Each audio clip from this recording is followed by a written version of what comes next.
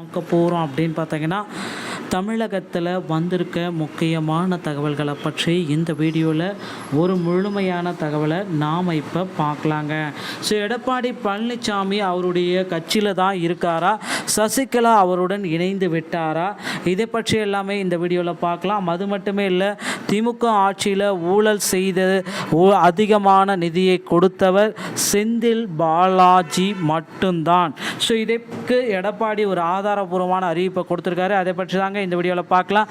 சேலம் மாவட்டம் எடப்பாடி சட்டமன்ற தொகுதிக்கு உட்பட்ட போடிநாயக்கம்பட்டியில் அதிமுக பொதுச் செயலாளர் எடப்பாடி பழனிசாமி கட்சி கொடியை ஏற்றினார். பின்னர் அதிமுக பொதுச் செயலாளர் எடப்பாடி பழனிசாமி உரையாற்றினார். அப்பொழுது அவர் பேசிய வார்த்தையில் இது பார்த்தீங்கன்னா இது இருக்குது அப்படின்றத நமக்கு குறிப்பிட்டே சொல்லியிருக்காரு. அவர் என்ன அப்போ பேசின வார்த்தை அப்படின்னு நம்ம பார்க்குறப்ப, எடப்பாடி பழனிசாமி அவர்கள் தமிழகத்தில் திமுகவில் அதிகப்படியான தமிழகத்தில் பார்த்தீங்கன்னா செந்தில் பாலாஜி தான் அதிக அளவு ஊழல் செய்திருக்காரு. அதிகப்படியான ஊழல் அவர் மட்டும்தான் செஞ்சிருக்காரு. ஊழல் செய்த நிதியை பார்த்தீங்கன்னா கொடுத்தவர் அவ்வளோதான் அப்படின்ட்டு எடப்பாடி பழனிசாமி பேச்சுவார்த்தையை குறிப்பிட்டே சொல்லிட்டாரு. ஏன்னா செந்தில் பாலாஜி இதற்கு முன்னாடியே பார்த்தீங்கன்னா ஏடிஎம்கேல போக்குவரத்து துறை அமைச்சராக இருந்தவர் கடந்த ஆட்சிகளை. பின்னர் பார்த்தீங்கன்னா திமுக ஆட்சியில் விலைவாசி அதிகரித்து விட்டது. இதனால் ஏழை மக்களின் கடுமையாக பாதிக்கப்பட்டுள்ளனர். மக்களை பார்த்தீங்கன்னா பற்றி கவலைப்படாத ஆட்சி நடைபெற்றது. இதனால் பார்த்தீங்கன்னா தமிழகத்தில் அதிமுக ஆட்சி இருந்தபோது விலைவாசிகள் அனைத்துமே பார்த்தீங்கன்னா கட்டுக்குள்ளே தாங்க இருந்துச்சு.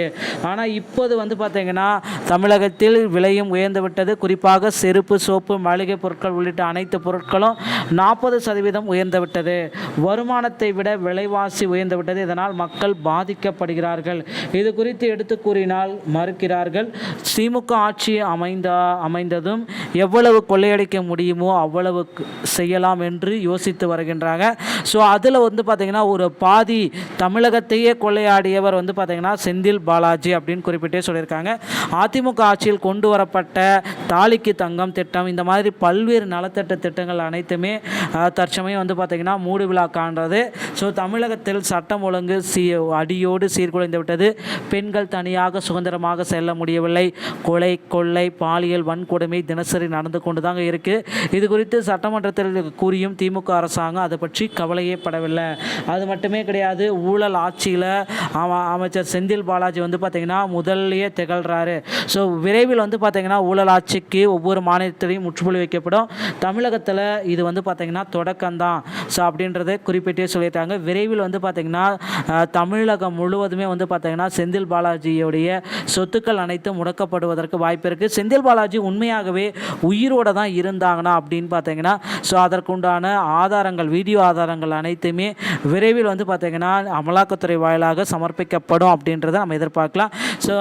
அரசியல் சம்பந்தமான செய்திகள் அனைத்தையும் நீங்கள் உடனுக்குடன் பெற நம்ம சேனலோடு இணைந்திருங்கள். நன்றி, வணக்கம், தேங்க்யூ.